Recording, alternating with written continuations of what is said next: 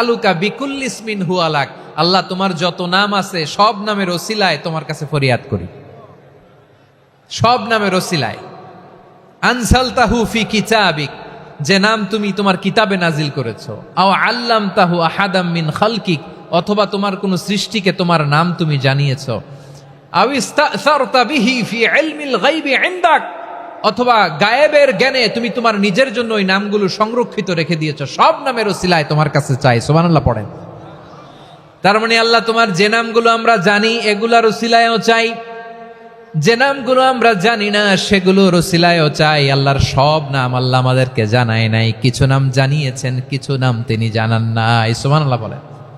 আল্লাহ তাআলা তার কিছু নাম কোরআনে উল্লেখ করেছেন, কিছু নাম স্পেশাল কিছু নবীদেরকে জানিয়েছেন, আর কাউকে জানান নাই। কিছু নাম তিনি কিয়ামতের দিন আমাদের সামনে প্রকাশ করবেন যে এইটাও আমার একটা নাম, এটা তোমরা কেউ জানতা না। সুবহানাল্লাহ, সারপ্রাইজ হিসেবে আল্লাহ তাআলা রেখে দিয়েছে, কেউ জানে না। কিয়ামতের দিন আল্লাহ তাআলা সেই নামগুলো জানাবেন।